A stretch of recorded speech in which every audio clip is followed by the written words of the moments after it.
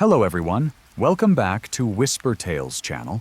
Before we get started, comment below where you are from and what time you are watching. And did you know that 97% of you guys watching aren't subscribed yet? So make sure to subscribe and like. Alright, let's get into it. Story 1. The Whispering Pines Motel. The headlights cut through the February darkness as Marcus Thorne's sedan crunched over the gravel parking lot of the Whispering Pines Motel. It was 2 in the morning, and the storm had turned Highway 11 into a skating rink. The motel sign flickered erratically, casting dancing shadows across the snow-covered ground. Marcus grabbed his overnight bag from the passenger seat and hurried toward the office, his breath forming clouds in the frigid air. The door chimed as he entered, and behind the desk sat an elderly woman with paper-thin skin and eyes that seemed to look past him rather than at him. Her name tag read, Dolores. She slid a registration card across the counter without a word. Marcus filled it out quickly, his fingers stiff from the cold. When he handed it back, Dolores studied it for a long moment before speaking. Room 14 is available. Down the walkway, last door on the left. Checkout is at 11. Her voice had a strange quality to it, like wind through a narrow passage. Marcus took the key, an actual metal key, not a card, and trudged through the snow to his room. The number 14 hung crooked on the door, one screw missing. Inside, the room smelled of mothballs and old carpet. A painting of a forest hung above the bed, the trees dark and impossibly tall. He dropped his bag, kicked off his boots, and collapsed onto the bed without bothering to undress. Within minutes, exhaustion pulled him under. The whispering started around 3. At first, Marcus thought it was the wind, but as he surfaced from sleep, he realized the sound was inside the room. Multiple voices, soft and urgent, speaking just below the threshold of understanding. He sat up, heart hammering, and reached for the lamp. The light revealed nothing unusual. The whispering continued. It seemed to be coming from the walls themselves, from behind the forest painting. Marcus approached it slowly, pressing his ear against the canvas. The whispers grew louder, more insistent. He could almost make out words now. Help us. Find us. We're still here. His hands trembling, Marcus lifted the painting off its hook. Behind it, the wallpaper had been torn away, revealing dark wood paneling. Carved into the wood were dozens of names, scratched deep into the grain as if by fingernails. Jennifer Caldwell, Raymond Marsh, Sophia Beaumont. The list went on, 20 or 30 names, maybe more. Dates accompanied each one, spanning from 1987 to just 3 months ago. Below the names, someone had carved a message in larger letters. She keeps us in the walls. The whispering suddenly stopped. Marcus spun around. Dolores stood in the doorway of his room, though he hadn't heard the door open. She held a knife in her right hand, the blade catching the lamplight. You weren't supposed to look behind the painting. Her voice was no longer thin and reedy. It was younger, stronger. Most people just hear the whispers and leave in the morning. They think it was a dream. Marcus backed toward the window, his mind racing. How did you get in here? Dolores smiled, and her face seemed to shift, the wrinkles smoothing away for just a moment, revealing something else beneath. Something that wore her skin like a costume. This is my motel.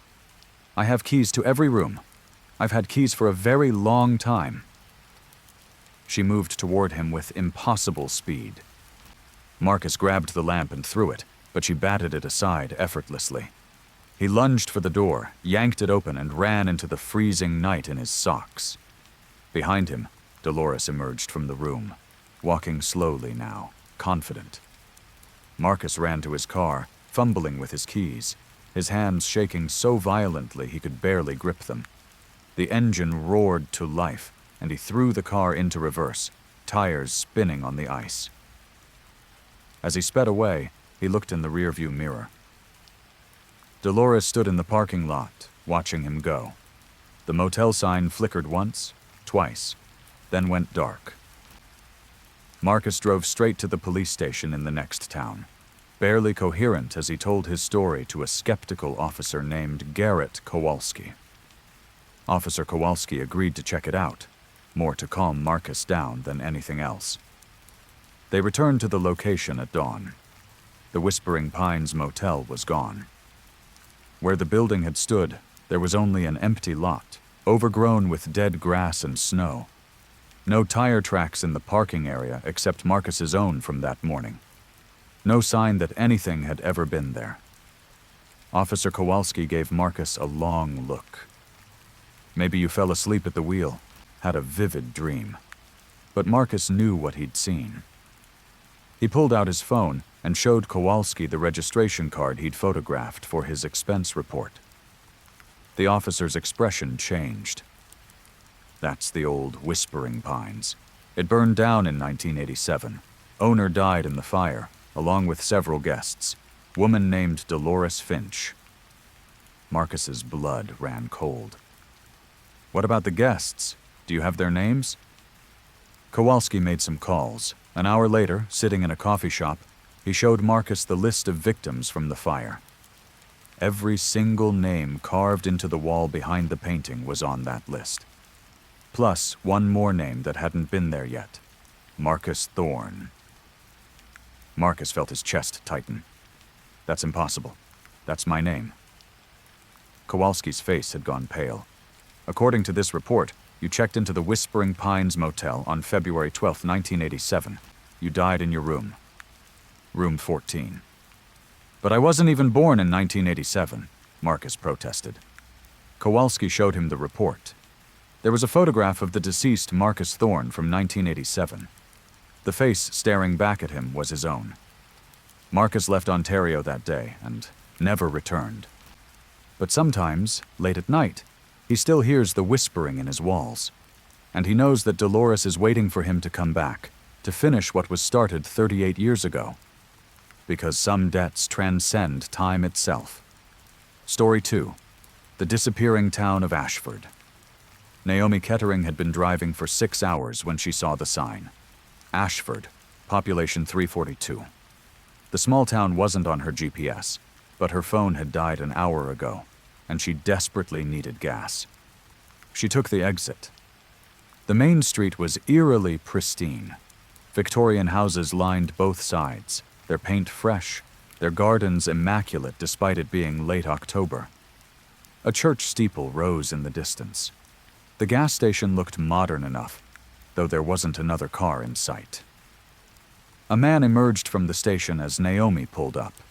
He was middle-aged, wearing coveralls, with a smile that seemed just a fraction too wide. "Fill her up?" his name tag said Gordon. "Please. And do you know where I can get something to eat?"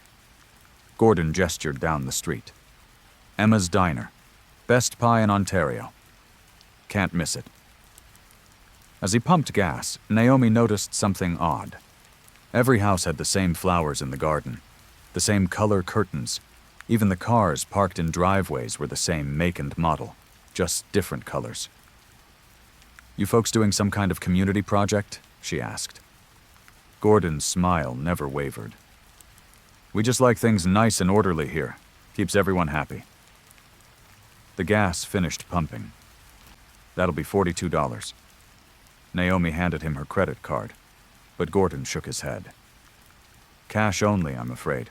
Our card machine's been down for a while." She scrounged through her wallet and found enough cash. Gordon thanked her and went back inside. As Naomi drove toward the diner, she noticed there were no people on the streets. No children playing, no one walking dogs, no one checking their mail.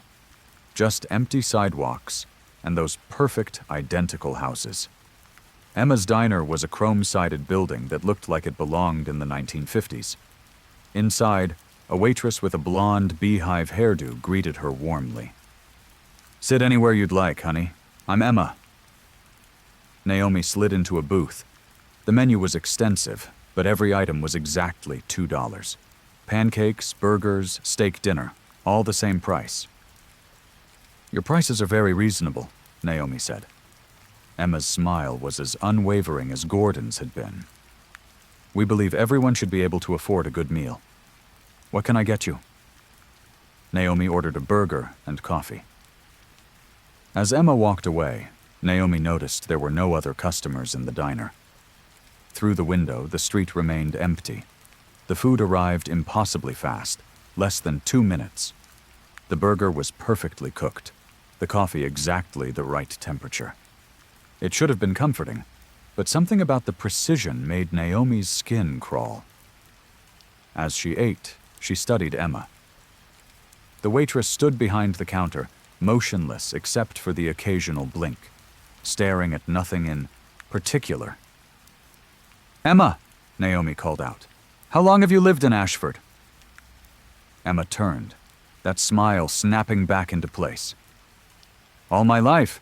Everyone here has lived in Ashford all their lives." "Do people ever leave?" The smile faltered for just a fraction of a second.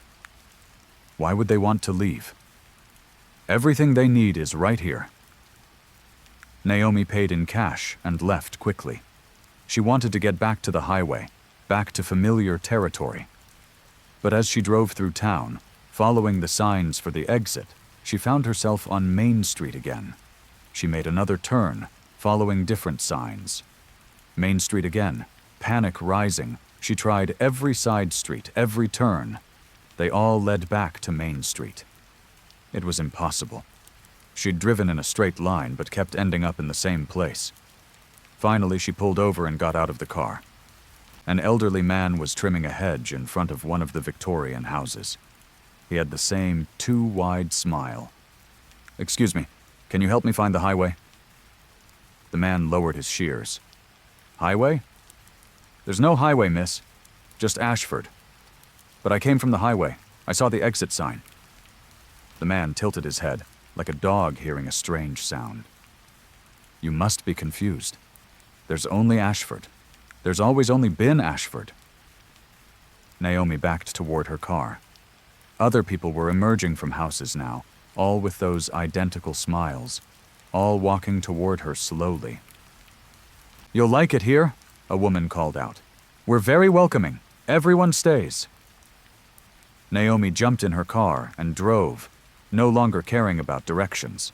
The streets blurred together, and then, impossibly, the buildings began to repeat. Not just similar houses, the exact same houses, with the same cars, the same gardens, looping endlessly. She was driving through the same 3 blocks over and over. Finally, she saw something different. A gap between 2 houses, narrow and dark. Without thinking, she yanked the wheel and drove into it. Branches scraped the sides of her car as she pushed through overgrown brush. The path widened slightly, becoming a dirt road. After 10 minutes of driving, the trees opened up, and she found herself on a cracked, abandoned highway. Relief flooded through her. She drove for an hour before pulling over to calm her shaking hands. When she finally got cell service, she looked up Ashford, Ontario. There were no results, no town by that name, no records of it ever existing. But when she got home and developed the photos from her phone, she'd taken a few shots of the strange town before her battery died. There was nothing on them, just static. Every single photo corrupted. 3 weeks later, Naomi received a letter in the mail. No return address. Inside was a single photograph. Her car parked outside Emma's diner. She was visible through the window, eating her burger. Written on the back in neat handwriting. "You should have stayed. Ashford always collects its visitors. We'll be seeing you again soon." Naomi moved to British Columbia, the wife next month. But sometimes, when she's driving late at night, she sees the sign, Ashford, population 343. The number had gone up by 1. Story 3. the basement of Thornhill Psychiatric Hospital.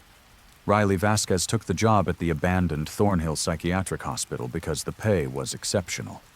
His company had been contracted to document the building before demolition, photographing every room for historical records.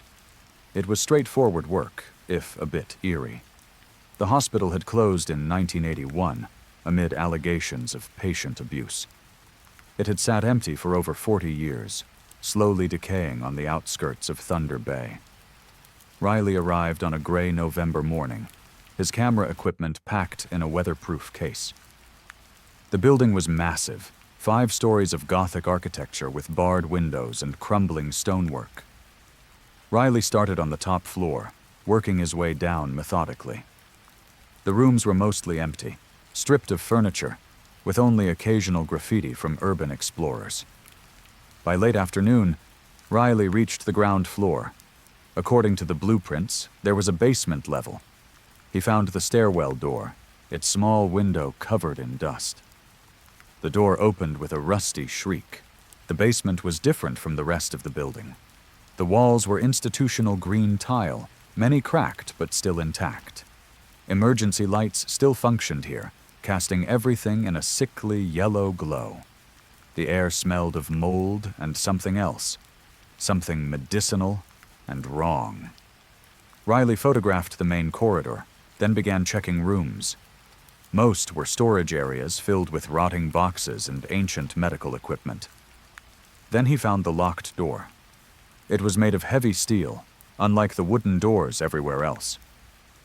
A small observation window was set at eye level, reinforced with wire mesh.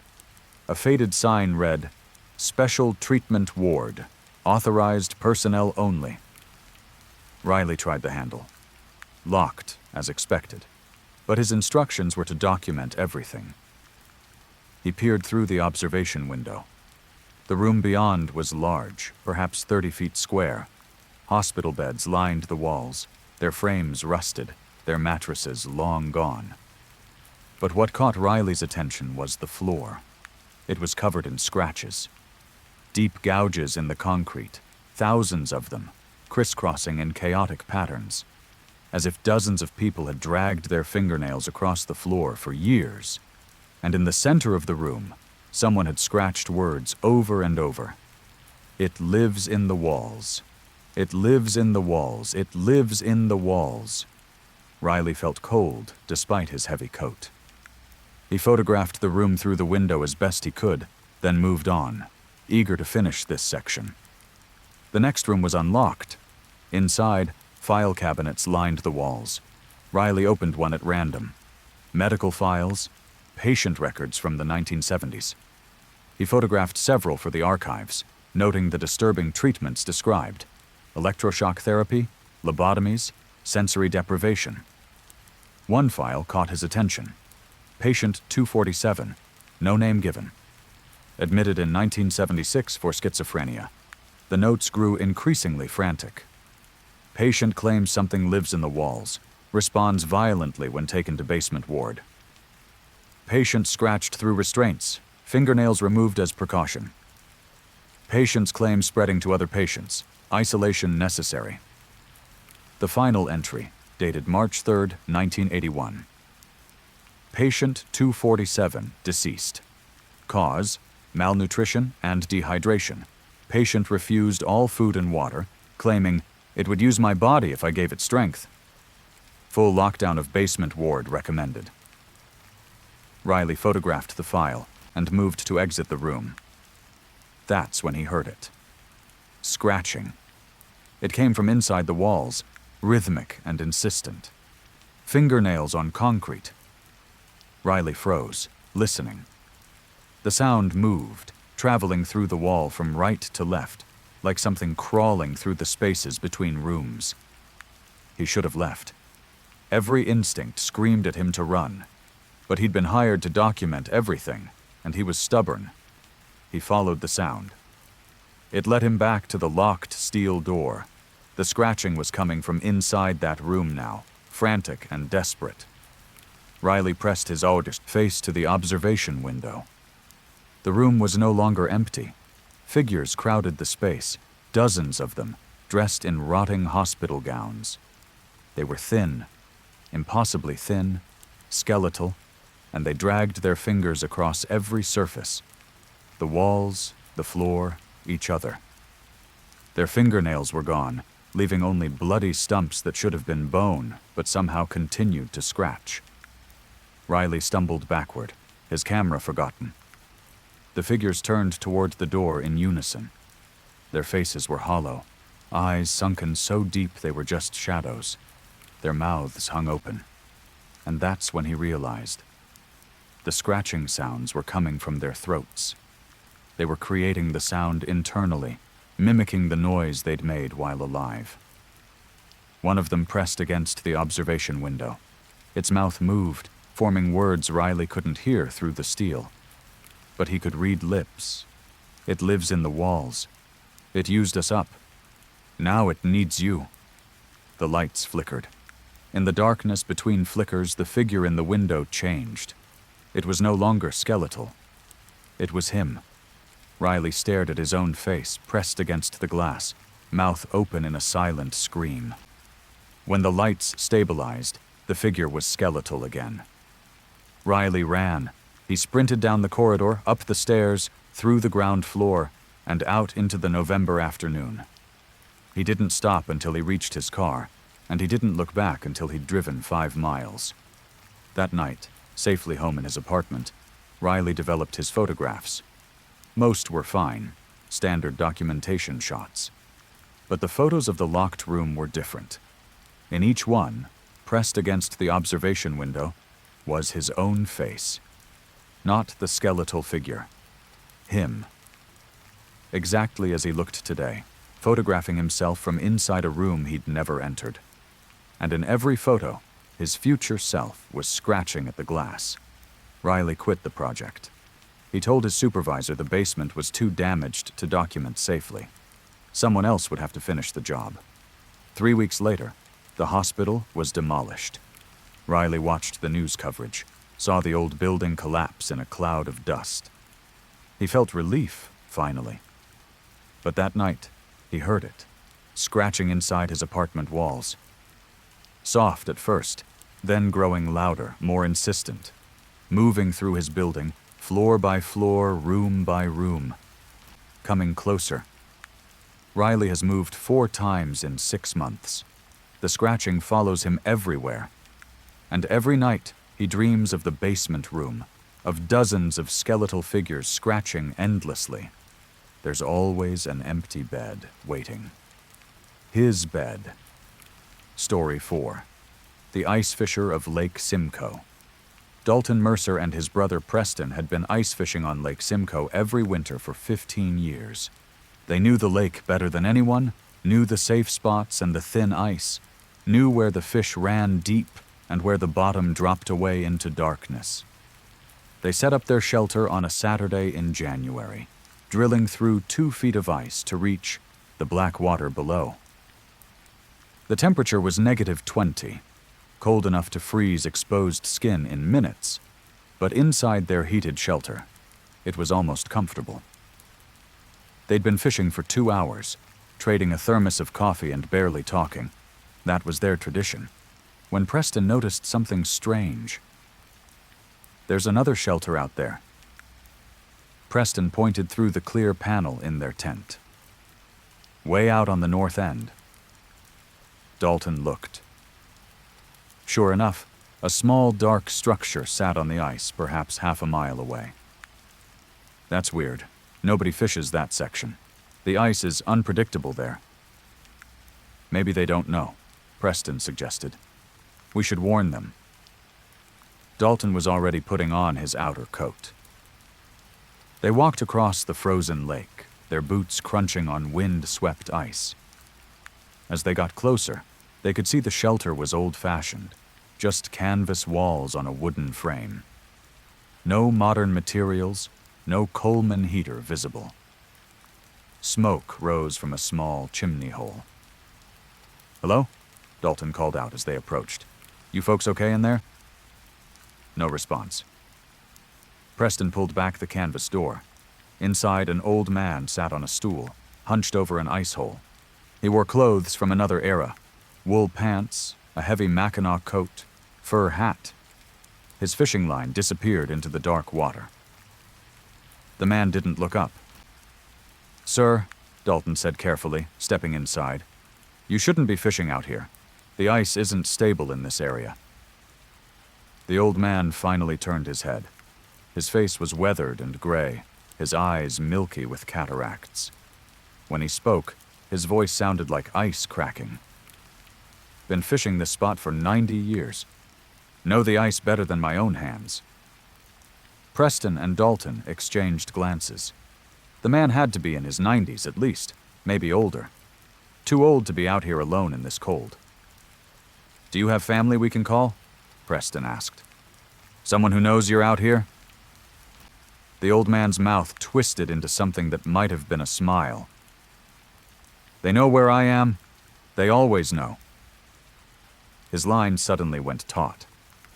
The old man began pulling it up, hand over hand, the wet cord piling at his feet. Whatever he'd caught was heavy. The line kept coming, more than should have been possible from the length of line visible in his shelter. Finally, something broke the surface of the ice hole. But it wasn't a fish, it was a hand. Human-sized, pale as ice, fingers spread. The old man grabbed it and kept pulling. An arm emerged, then a shoulder, then a head. It was a person. A woman. Young, her skin white and her lips blue. Lake water streamed from her hair. Her eyes were open but unseeing. Dalton stumbled backward, pulling Preston with him. What the hell? The old man laid the body gently on the ice beside him. Then he baited his hook with something from a tin can and lowered his line again. "Got to fish while they're biting," he said conversationally. "Lake gives up its dead in winter. Always has. That's the bargain." Preston was already on his phone, but there was no signal. The brothers backed out of the shelter into the frozen afternoon. "We need to get to shore. Call the police," Dalton said. His hands were shaking. They started walking quickly back toward their own shelter. Behind them, they heard splashing sounds. They looked back. The old man was pulling up another body, then another. Each one pale and drowned, each one laid carefully beside the ice hole in a growing pile. The brothers ran. When they reached their shelter, they grabbed their gear and headed for shore without stopping. From the safety of solid ground, they called the police. Officers arrived within an hour. Dalton and Preston led them onto the ice, back to the north end. But when they reached the location, there was nothing there. No shelter, no old man, no bodies, just pristine ice stretching to the horizon. "Maybe you got disoriented," one officer suggested. "The cold can play tricks." But Dalton knew what he'd seen. They both did. They never went back to Lake Simcoe. Someone else could have their fishing spot. 2 months later, Dalton read a news article. Divers had found several bodies in Lake Simcoe while conducting an unrelated search. All were drowning victims from various years, going back decades. They'd been weighted down, hidden in the deepest part of the lake, right below where the old man had been fishing. The article mentioned something else. In the 1930s, an ice fisherman named Tobias Fletcher had drowned in that area when the ice gave way. His body was never recovered. According to local legend, Fletcher's ghost could still be seen fishing the lake on the coldest winter nights. The article included a photo from Fletcher's obituary. Dalton recognized him immediately. It was the old man. That night, Dalton dreamed of the ice hole in his bedroom floor. He dreamed of a fishing line lowering into dark water, baited and waiting. He dreamed of pale hands reaching up from below, grabbing the line, pulling themselves up into his world. He woke with his hand in a bucket of ice water he didn't remember filling. Preston called him that same morning. "I had the strangest dream," his brother said. Then he described the exact same dream. The ice hole, the reaching hands, the water. They don't talk about it anymore. But neither brother will go near a frozen lake. And sometimes, on the coldest nights, they both dream of an old man sitting beside a hole in the ice, fishing for the dead, building his collection one body at a time. The lake always gives up its secrets eventually. It just takes the right bait. Story 5. The Night Shift at Mercy General. Claudia Hartford started her nursing career at Mercy General Hospital in Ottawa on a Tuesday in September. The hospital was old, built in 1923, with endless corridors and wings that had been added and modified over the decades. It was easy to get lost, even for staff who'd worked there for years. Claudia's first month on the day shift went smoothly. But in October, she was moved to nights, 11 p.m. to 7 a.m.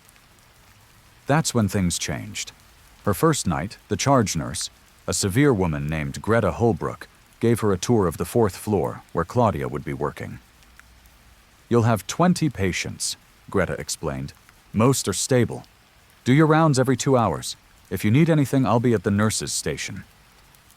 As they walked past the rooms, Greta paused at 412. "Don't enter this room." Claudia glanced at the door. "Is the patient in isolation?" Something like that. Greta's expression was unreadable. "Just don't go in there. And if you hear anything from inside, ignore it." "What kind of anything?" Greta walked away without answering. The night started quietly. Claudia did her rounds, checking vitals, administering medications, helping a patient to the bathroom. By 2 a.m., most patients were sleeping, and the floor had that peculiar stillness unique to hospitals at night. Claudia was updating charts at the nurses' station when she heard it. A voice calling for help. Female, weak but desperate. It came from down the hallway. "Nurse, please help me." Claudia grabbed her tablet and hurried toward the sound. It was coming from room 412. She stopped outside the door, remembering Greta's warning. But the voice continued, more urgent now. "Please, I need help. I've fallen." Claudia hesitated. She was a nurse. If someone needed help, she had to respond.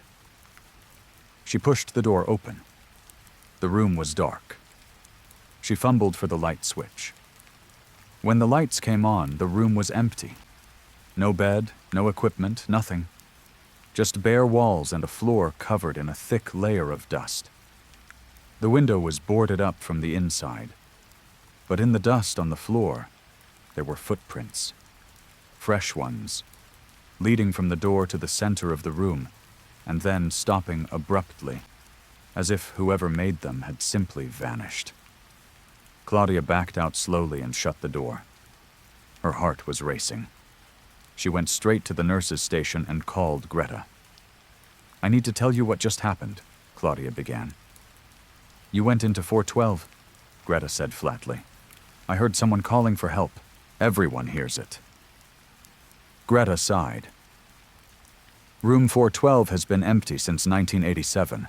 A patient named Irene Caldwell died there. She'd fallen trying to get to the bathroom, broke her hip. She called for help for hours before anyone found her. By then, she'd gone into shock. She died on the operating table." Claudia felt cold. "But I heard her. Just now. Everyone hears her." Greta's voice was matter-of-fact. "That's why we don't go in there. And why we tell every new night nurse the same thing. Ignore it. What happens if you go in?" Greta's eyes met Claudia's. "You tell me. How do you feel right now?" Claudia realized her hip was aching, a deep, throbbing pain as if she'd injured it. But she hadn't fallen. She'd been fine 5 minutes ago. "The pain will fade by morning," Greta said. "But don't go in that room again. Next time it might be worse." Claudia finished her shift in a daze. The hip pain did fade, just as Greta promised, but the memory didn't. She worked 3 more nights that week without incident. Then, on Friday, she met the other problem with Mercy General's 4th floor. It was 4 a.m., the deadest hour. Claudia was doing her rounds when she saw a man in a patient gown walking down the hallway.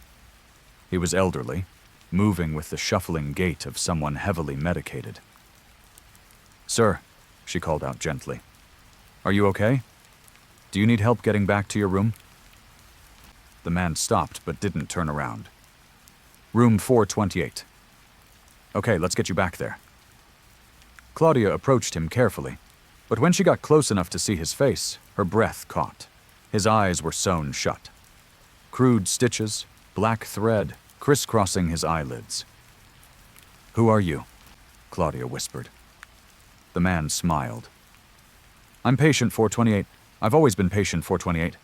He started walking again, gliding more than walking now, his feet barely touching the floor. Claudia followed at a distance, unable to look away. He stopped at room 428 and turned the handle. The door opened into darkness. The man stepped inside and vanished. Claudia stood frozen in the hallway. Finally, she forced herself to approach the door. She switched on the light. The room was occupied. An elderly man slept peacefully in the bed, hooked to an IV. His chart at the foot of the bed identified him as Vincent Torres, 72, recovering from pneumonia. This was room 428. There was no other patient. But when Claudia checked Mr. Torres's eyes, she saw faint scars on his eyelids. Very old scars, barely visible in the pattern of stitches long since removed. The next morning, she asked Greta about patient 428. "Vincent Torres?" Greta checked the computer. "He's been coming here for years, various ailments. Always requests room 428. Has he ever mentioned anything strange about that room?" Greta's expression darkened. "Why would he? It's just a room." But her eyes said she knew exactly why Claudia was asking.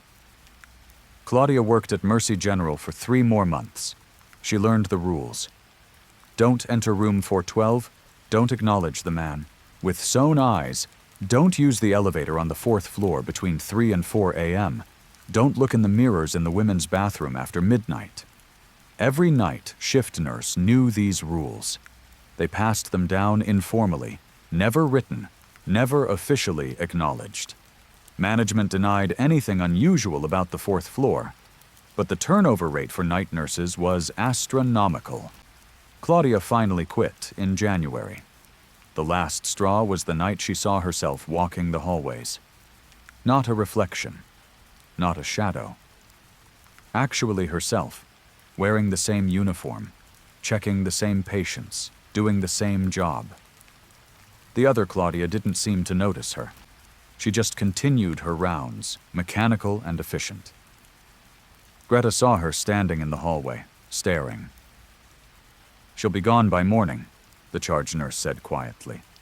"She always is." "Who is she?" "She's you.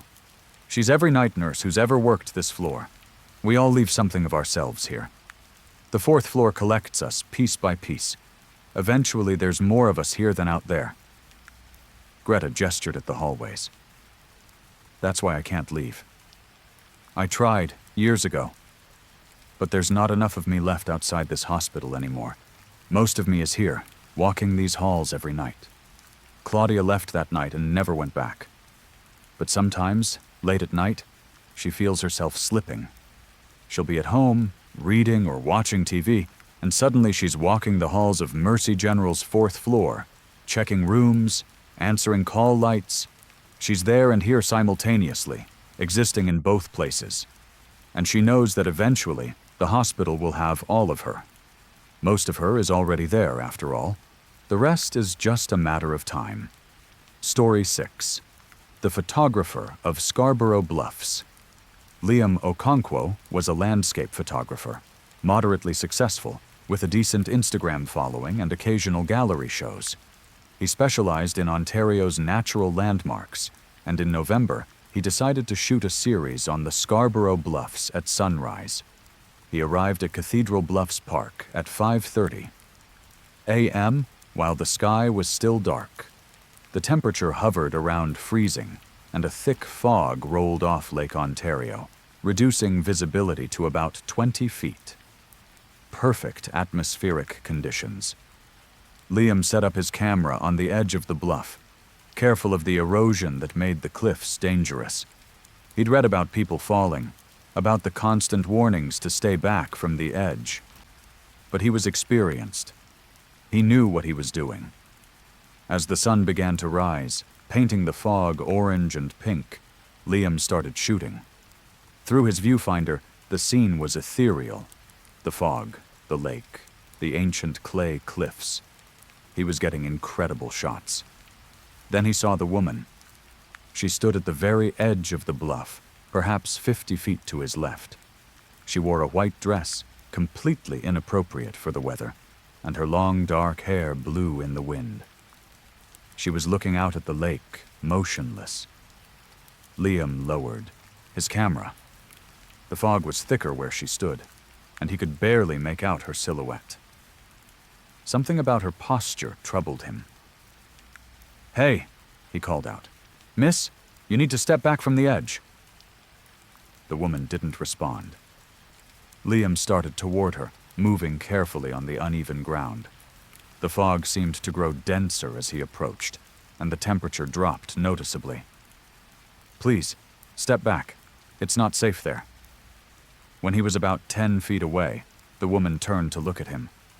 Her face was young, maybe 25, and beautiful. But her eyes were wrong. They were dark pits, hollow and empty. She smiled. Then she stepped backward off the cliff.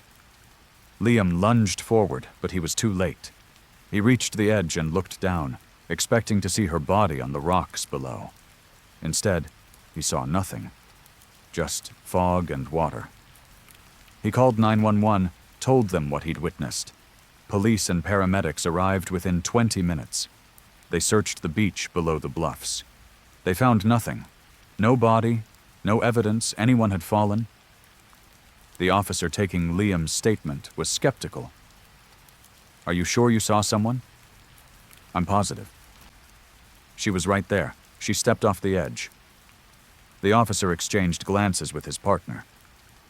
"Sir, this isn't the first time someone's reported seeing a woman in a white dress out here. Usually at sunrise or sunset, always in the fog." Liam felt his skin prickle. "What do you mean?" The officer pulled out his phone and showed Liam a photo. It was an old newspaper clipping from 1973. The headline read, "Local woman's suicide leap stuns community." Below it was a photograph of a young woman. It was the same face Liam had seen. Her name was Patricia Langford, the officer explained. She jumped from these bluffs in November of '73. Since then, dozens of people have reported seeing her. She appears in the fog, always near the edge, always in that white dress. "But I saw her," Liam insisted. "She was solid. Real." "They always say that," the officer replied. Liam went home badly shaken. He uploaded his photos from that morning to his computer, thinking he might have captured the woman in one of his shots. He had. In 17 different photos, Patricia Langford appeared. But she wasn't just standing at the edge anymore. In each successive photo, she was closer to Liam. In the last photo, one he'd taken of the fog just before packing up his equipment, she was right behind him, her hollow eyes staring directly into the camera. Liam hadn't seen her there. He'd been completely alone when he took that shot. He deleted the photos immediately, his hands shaking. But that night, they were back on his hard drive. He deleted them again. They returned. Finally, he threw his hard drive into Lake Ontario. He bought a new computer, a new camera. He would start fresh, forget the whole incident. But 3 days later, he received a package in the mail. No return address. Inside was a USB drive. Against his better judgment, Liam plugged it into his new computer. It contained a single folder. Patricia. Inside were hundreds of photos. They were all of him. Photos of Liam in his apartment, sleeping. Photos of him walking to his car. Photos of him at his favorite coffee shop. The most recent one was time-stamped that morning. Liam at his computer, staring at the screen, completely unaware he was being photographed. The angles were impossible. Some shots were taken from inside his walls, others from positions where no photographer could have stood. And in the corner of each photo, barely visible, was a reflection in a window or mirror. A woman in a white dress, holding a camera identical to Liam's. Liam called the police. They found nothing suspicious in his apartment, no evidence of a break-in or surveillance equipment. They suggested he was stressed, perhaps needed to talk to someone. But the photos kept coming. Every day, a new USB drive in his mail. Sometimes 2 or 3. Hundreds of photos of his life, every intimate moment documented by an invisible photographer. Liam stopped going out. He covered every mirror, every reflective surface. He taped paper over his windows. It didn't help. The woman appeared in photos of his covered mirrors. She stood behind the papered windows. She was in his shower, his closet, his bed, always holding that camera, always with those hollow eyes. Finally, Liam couldn't take it anymore. He drove back to Scarborough Bluffs, to the exact spot where he'd seen Patricia Langford. It was November again, almost a full year since their first encounter. The fog was thick, just like before. She was waiting for him. "I just want them to stop," Liam pleaded. "Please, I'll delete everything. I'll never photograph this place again." Patricia smiled. "But you're my subject now. My muse. Every artist needs one. I'm not your muse. I'm a person." "So was I," Patricia said. But that didn't stop them. Liam didn't understand. "Stop who?" Patricia gestured to the fog around them. It began to clear slightly, and Liam saw them. Dozens of people, all standing near the edge of the bluff, all holding cameras, all with those same hollow eyes. "Every photographer who ever captured my death," Patricia explained.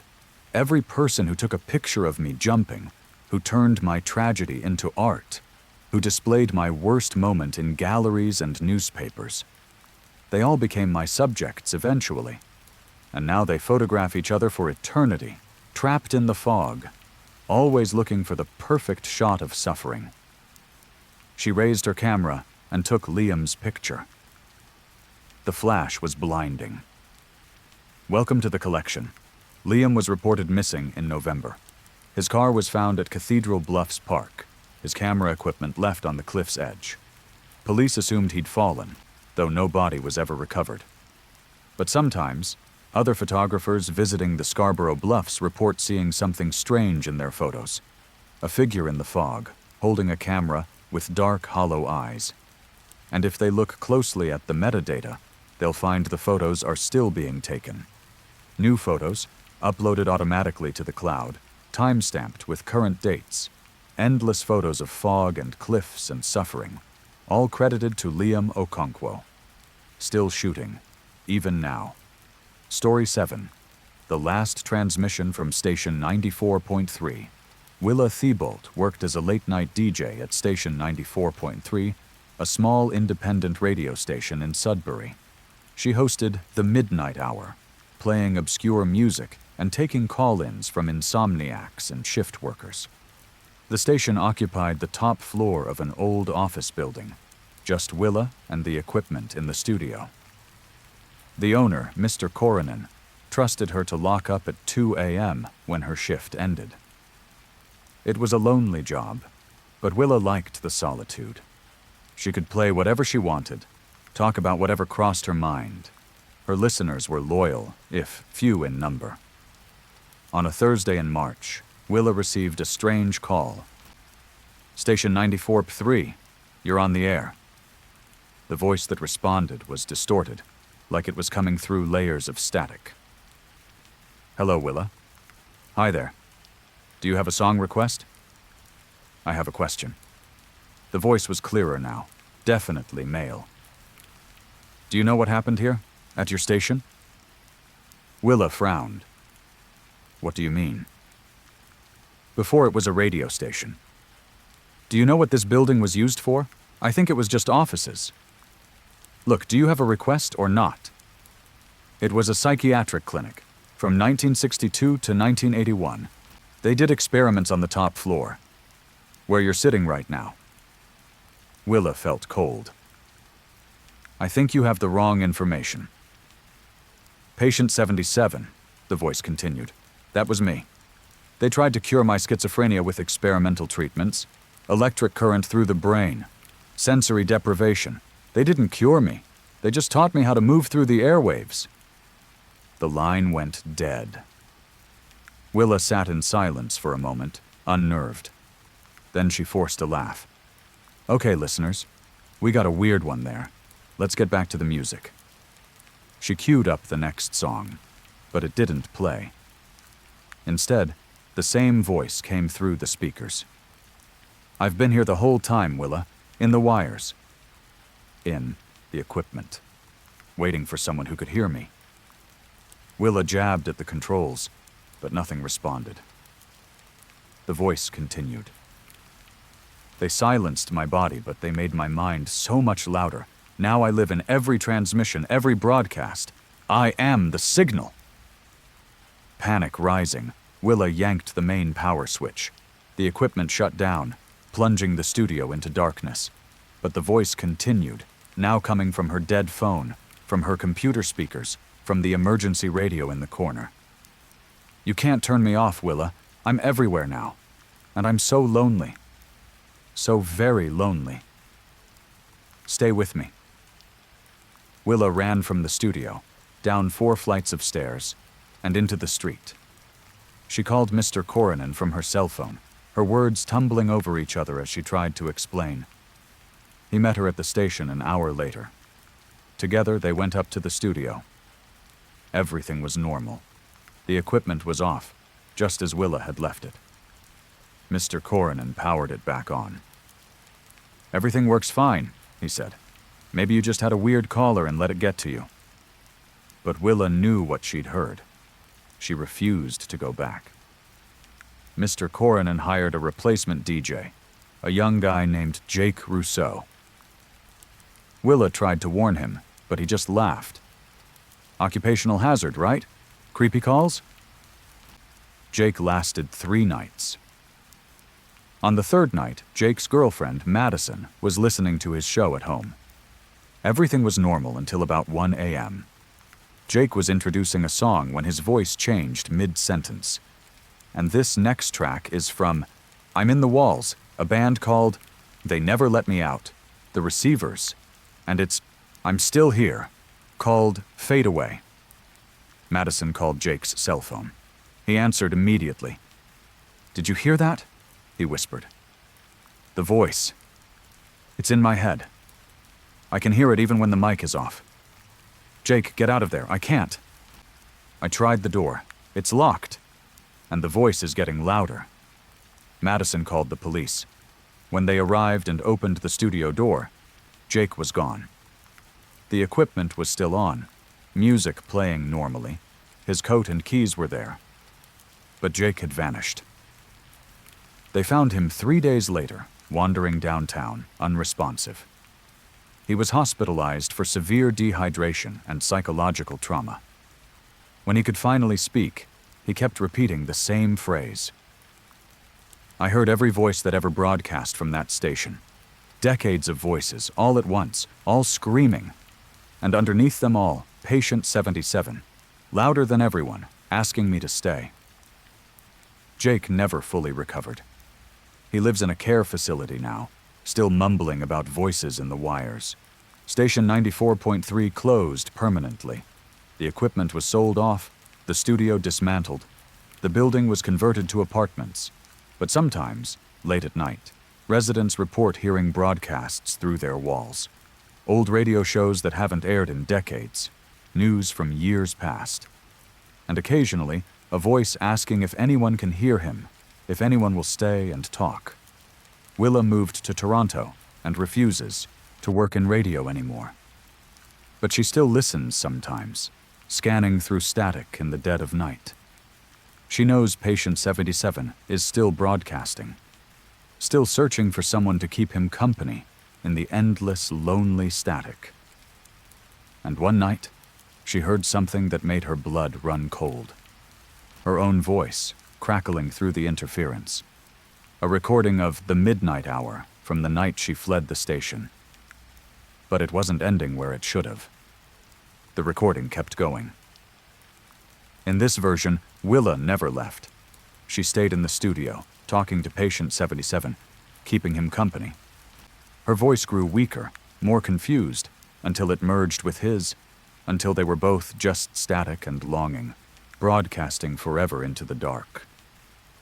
This is what would have happened, patient 77's voice explained over the recording, if you'd stayed. This is what still might happen. Because in the space between stations, in the silence between signals, all possibilities exist at once. And in at least one version of reality, Willa never left that studio. She's still there, broadcasting, waiting for you to tune in. Story 8. The Support Group.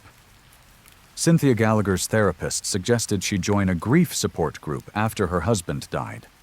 6 months of mourning alone in her Ottawa home wasn't healthy. She needed community, connection. The group met Thursday nights at a community center on Mann Avenue. Cynthia arrived at 7 p.m., nervous and uncertain. Inside, 8 people sat in a circle of folding chairs. They welcomed her warmly. The facilitator, Reginald Moss, was a gentleman in his 60s. He explained the group's purpose: safe space to share feelings, no judgment, confidentiality paramount. Cynthia listened as others spoke. Paula, who'd lost her son in a car accident. Dominic, whose wife had died of cancer. Each story was heartbreaking, each person struggling with the same crushing weight of loss. When it was Cynthia's turn, she shared about her husband, Thomas, about the sudden heart attack, about finding him collapsed in their kitchen. The group listened with empathy and understanding. She left feeling lighter than she had in months. Cynthia returned the following Thursday and every Thursday after. The group became the anchor of her week. These people understood her in ways no one else could. 6 weeks in, something strange happened. Cynthia mentioned planning to visit Thomas's grave on what would have been their anniversary. Paula nodded sympathetically. I do that too. Visit my son's grave every birthday. Where is he buried? Cynthia asked. Pinecrest Cemetery, plot 342. That's where Thomas is. Small world. I'm at Pinecrest too, Dominic added. My wife's plot is in the west section. Around the circle, each person named a burial location for their lost loved one. Every single one was in Pinecrest Cemetery. Different sections, different plots, but all the same place. That's quite a coincidence, Cynthia said slowly. Reginald smiled. Perhaps the universe brings together those who need each other most. The meeting continued normally, but Cynthia couldn't shake her unease. Ottawa had multiple cemeteries. What were the odds? That weekend, curiosity drove her to Pinecrest. She found Paula's son's grave in plot 342, exactly where Paula had said. The dates matched, the name matched. She walked to the west section and found Dominic's wife's grave. Again, everything Paula had said was accurate. Cynthia sat in her car, trying to rationalize it. Maybe people from this area naturally used the closest cemetery. Maybe it wasn't strange at all. But then she started noticing other things. The next Thursday, Paula wore the same outfit she'd worn the first night Cynthia attended. The exact same outfit, down to the jewelry. Cynthia was certain because she'd commented on Paula's necklace that first night. The week after, the stories started repeating. Not similar stories. The exact same stories, word for word. Dominic described finding his wife's diagnosis report using the identical phrasing he'd used a month ago. Cynthia paid closer attention. The meetings followed a pattern. Reginald would open with the same greeting. People shared in the same order. Even their emotional reactions seemed choreographed. She started recording the meetings on her phone. At home, she listened back. and compared recordings from different weeks. The meetings were identical. Every word, every pause, every sympathetic nod happened at the same moment in the same way. Cynthia stopped attending. She needed space to think. 2 days later, Paula called her. "We missed you Thursday, sweetie. Are you okay?" "I'm fine. Just needed a break." "The group needs you, Cynthia. We all do. Please come back." Something in Paula's voice was wrong. It was warm and concerned, but underneath, there was a mechanical quality, like a recording played at slightly the wrong speed. "I'll think about it," Cynthia said and hung up. The calls continued. Dominic called, then Reginald, then others from the group, all expressing concern, all asking her to return. Cynthia made a decision.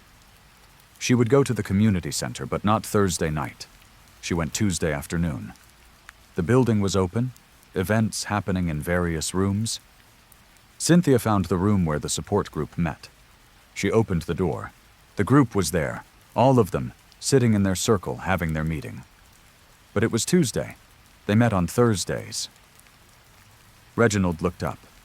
"Oh, Cynthia, you're early." "Early? It's Tuesday, is it?" Reginald smiled. "Time gets confused sometimes." Paula patted the empty chair next to her. "Sit down. We were just talking about you." Cynthia backed away. "What's going on? What is this?" The group stood in unison. Their movements were synchronized, inhuman.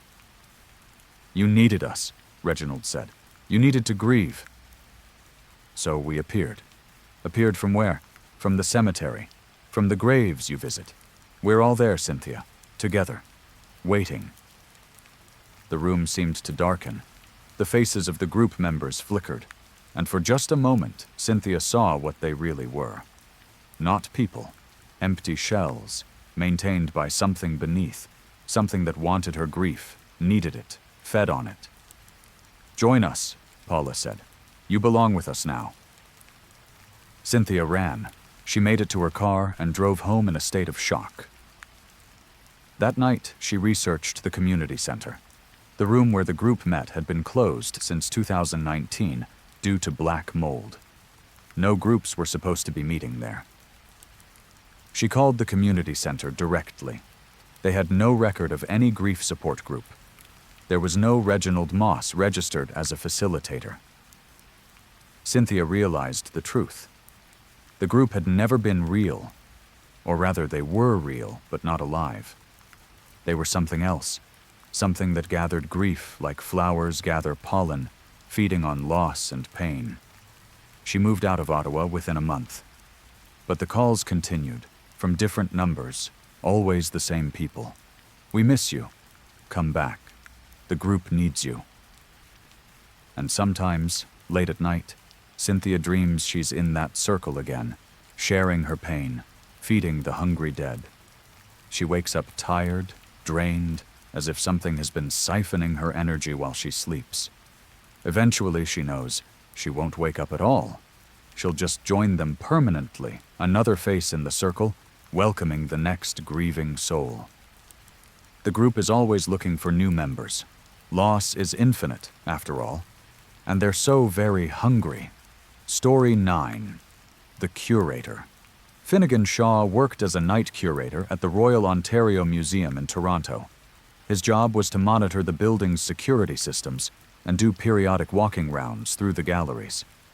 It was peaceful work, surrounded by artifacts and history, and Finnegan enjoyed the solitude. He'd worked there for 3 years without incident. Then they opened the new exhibit, Voices from the Past, Personal Effects of Ontario's Early Settlers. The collection included items from the 1800s, clothing, tools, journals, photographs, personal belongings that had survived their owners by more than a century.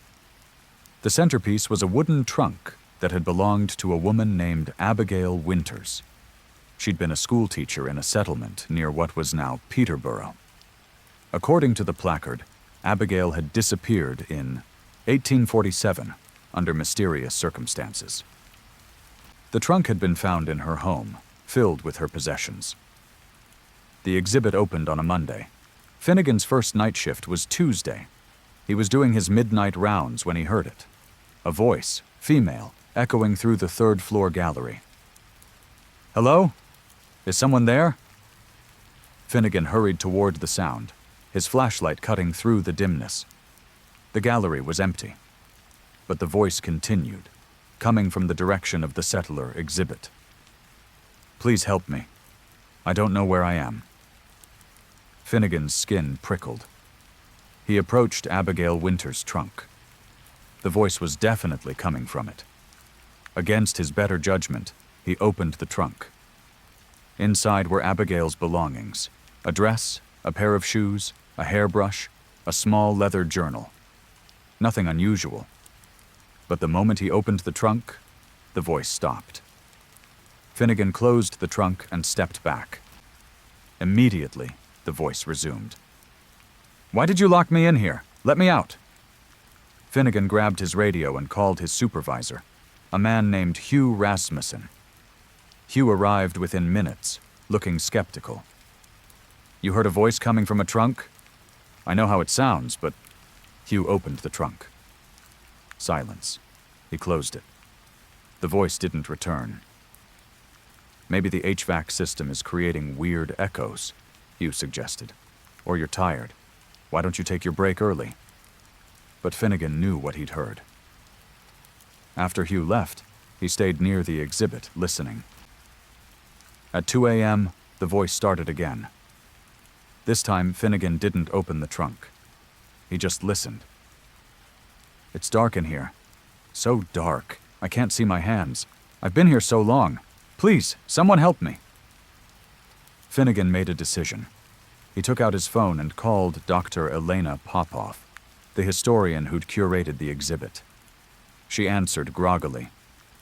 "This better be important." Finnegan explained what he was experiencing. Dr. Popoff was silent for a long moment. "I'll be there in 20 minutes. She arrived with several books and files. In her office, she spread out Abigail Winter's history. Abigail vanished in October 1847. Her home was found empty, her trunk sitting in the middle of her bedroom. No signs of struggle, no indication where she went. The mystery was never solved. Dr. Popoff pulled out a journal, handwritten in faded ink. "This is Abigail's diary. We haven't fully transcribed it yet, but there are some concerning entries near the end." She pointed to a passage dated October 15th, 1847. "The trunk troubles me. I found it in the schoolhouse basement, left behind by the previous teacher. It's beautiful, hand-carved, but something feels wrong about it. When I touch it, I hear whispers.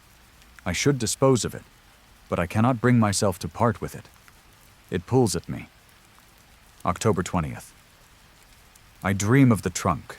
In my dreams, I'm inside it, trapped in darkness. I wake, gasping for air. The whispers grow louder each day. They're telling me to get inside." The last entry was October 23rd. "I can't resist anymore. The trunk wants me. Tonight, I'll climb inside and see what it wants to show me. If I don't return by morning, something has gone wrong." That was the day Abigail disappeared.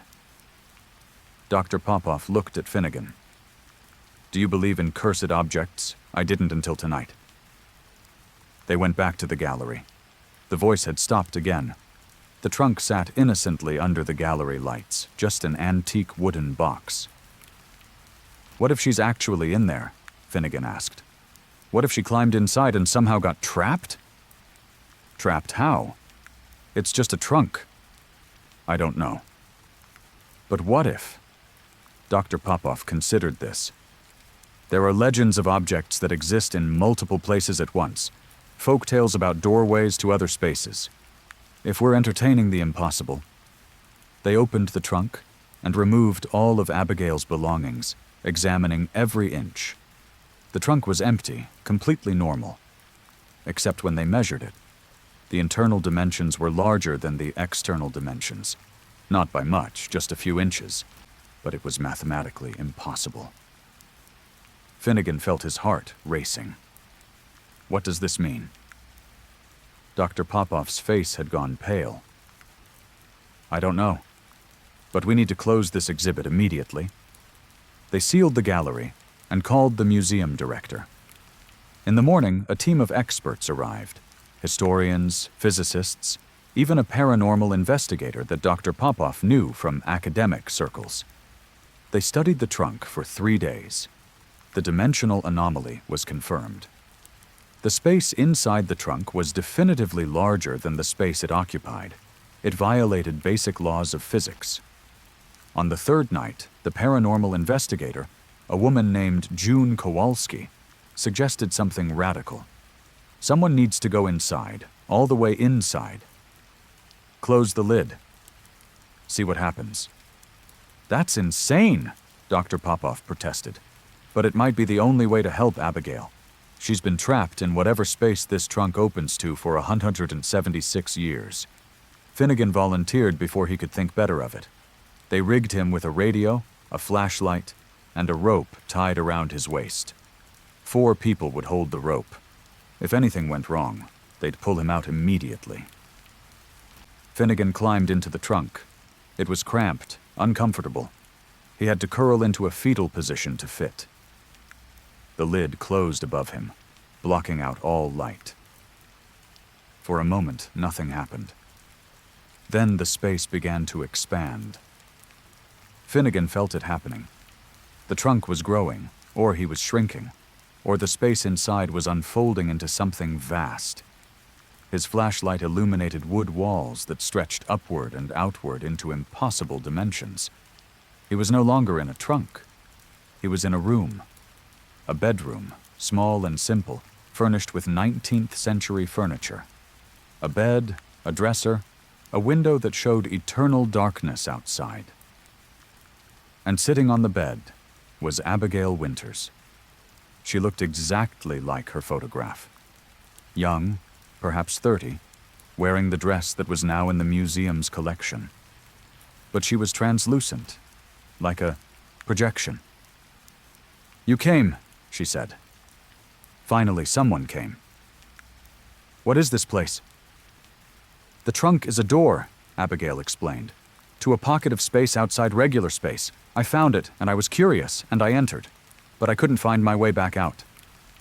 I've been here ever since, calling for help." Finnegan pulled on the rope. It was still there, still connecting him to the real world. "We can get you out. Take my hand. We'll pull you through." Abigail shook her head sadly.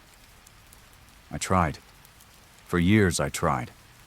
But I'm part of this space now. I've been here too long. My body is gone. This is just an echo of who I was." "Then how do I help you?" "Stop others from making my mistake. Destroy the trunk. Burn it. Don't let it trap anyone else." Finnegan felt the rope tug. His team was pulling him back. The room began to collapse, shrinking back into trunk dimensions. "I'll do it," he promised. "I'll make sure it can't hurt anyone again." "Thank you," Abigail whispered. "Finally, I can rest." Finnegan tumbled out of the trunk, gasping. The lid flew open, and his team pulled him clear. He was shaking, disoriented but unhurt. The trunk was immediately sealed in a containment unit. After extensive debate, museum officials agreed to Dr. Popoff's recommendation: destroy it. They burned it in a specialized facility designed for hazardous materials. It took hours for the wood to catch fire, as if it resisted destruction. But eventually, it was reduced to ash. That night, Finnegan dreamed of Abigail. She stood in a field of flowers under a bright sun, smiling. She waved goodbye, and then she faded, finally released. But sometimes, late at night, Finnegan wonders about other objects in the museum's collection. How many have similar stories? How many contain trapped souls, calling out for help that never comes? He still works there, still does his rounds. But now he listens more carefully to the silence. Because not all silence is empty. Sometimes it's full of voices that no one else can hear. Story 10. The Last Train. Octavia Singh drove a taxi in Toronto. working the late shift to avoid traffic and difficult customers. She preferred the quiet hours between midnight and dawn, when the city slowed down and the streets felt like they belonged to her. On a Thursday in December, she picked up a fare at Union Station at 1:30 a.m. The passenger was a young man in his 20s, well-dressed, carrying a leather briefcase. He gave her an address in North York. "Bad night to be traveling," Octavia commented as she pulled into traffic. The snow was falling heavily, limiting visibility. The passenger didn't respond. Octavia glanced in the rearview mirror. He was staring out the window, his face expressionless. They drove in silence for 10 minutes. Then the passenger spoke. "Have you ever heard of the last train?" Octavia frowned. "Like the last subway train of the night?" "No. The last train. It runs after all the others have stopped, after the system closes.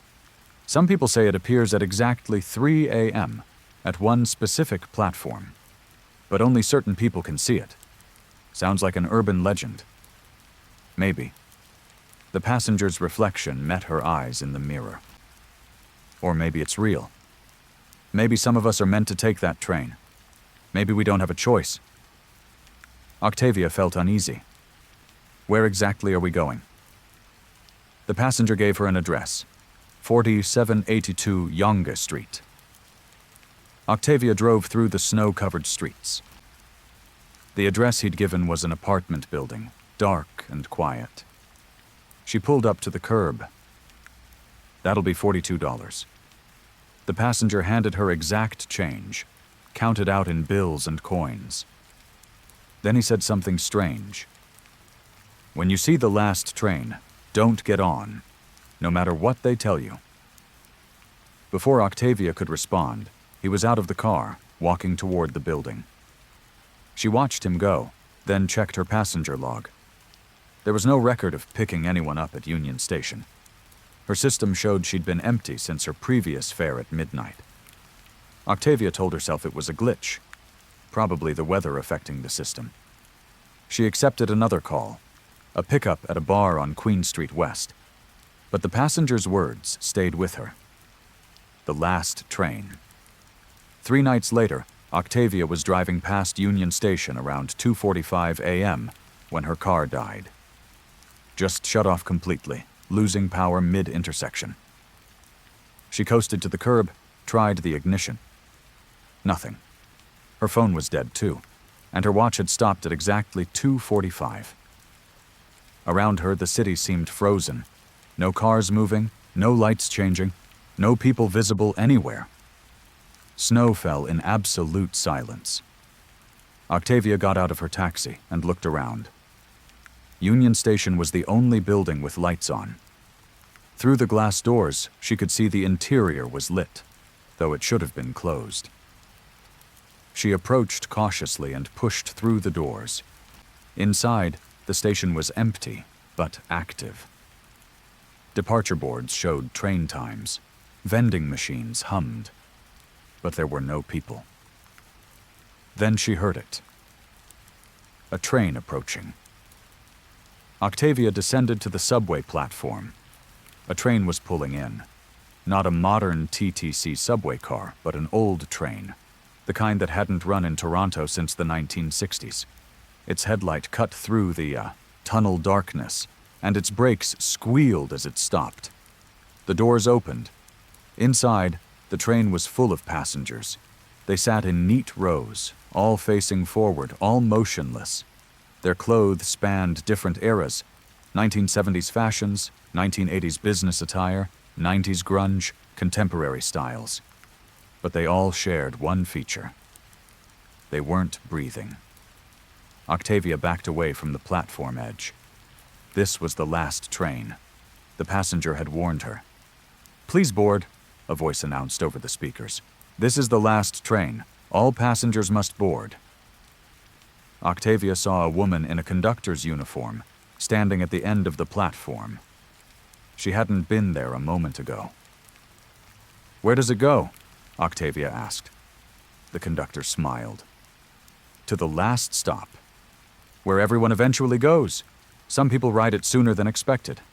I don't want to get on. You don't have a choice. The conductor gestured at the train. Look closer. Octavia looked at the passengers through the windows. In the third car, she saw him, the passenger she'd picked up 3 nights ago. He sat motionless like all the others, staring forward with empty eyes. He didn't have a choice, the conductor said. His time had come. He took a taxi to his last known address, said his last words. Then he boarded. But I'm not dead, aren't you? Octavia suddenly remembered something. Earlier that night, had it been tonight? She'd been driving on the Gardner Expressway.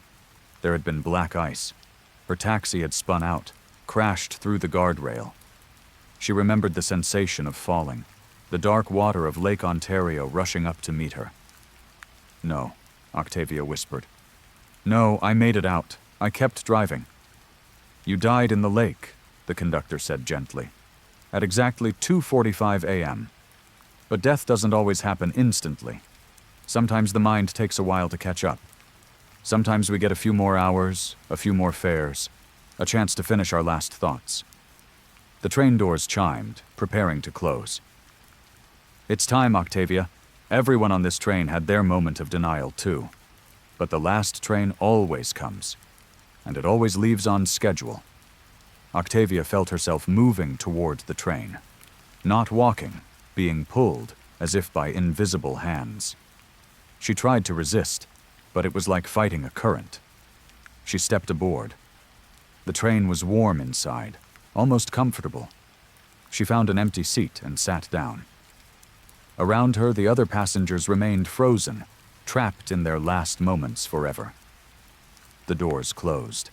The train began to move. Through the windows, Octavia saw the tunnel walls sliding past. But they weren't regular tunnel walls. They were transparent, and beyond them, she could see other things, other times, other versions of Toronto, past and future, all existing simultaneously. She saw herself as a child, playing in her parents' backyard. She saw her first kiss, her graduation, her wedding that never happened. All the moments of her life, filed past like stations she couldn't stop at. The last train, the conductor announced, now arriving at the end of the line. The train burst out of the tunnel into brightness, not painful brightness, but soft and welcoming. Octavia felt herself relaxing, the fear draining away. Maybe this wasn't so bad. Maybe everyone ended up here eventually. As the train slowed to its final stop, Octavia looked out the window one last time. She saw the other passengers beginning to move, coming back to life now that they'd arrived. They stood, stretched, and began filing off the train. One of them was the passenger who'd warned her. He looked at Octavia and nodded, a gesture of understanding. We all take the last train eventually, he said. The only question is whether we fight it or accept it. Octavia stood. Through the train doors, she could see what waited beyond. A place without pain, without fear, without the endless, exhausting struggle of living. She stepped off the train into light. Back in Toronto, in the dark waters of Lake Ontario, divers found Octavia Singh's taxi the next morning. She was still behind the wheel, her hands gripping it tightly, her eyes closed. According to the medical examiner, she'd died on impact. But her taxi's GPS showed something impossible. After the crash, after her confirmed time of death, the vehicle had logged 3 more fares, all picked up from locations across the city, all dropped off at Union Station at exactly 2:45 a.m. The last train runs every night, though only certain people can see it. It takes passengers who aren't quite ready to admit their journey is over, who need just a few more hours before accepting the inevitable.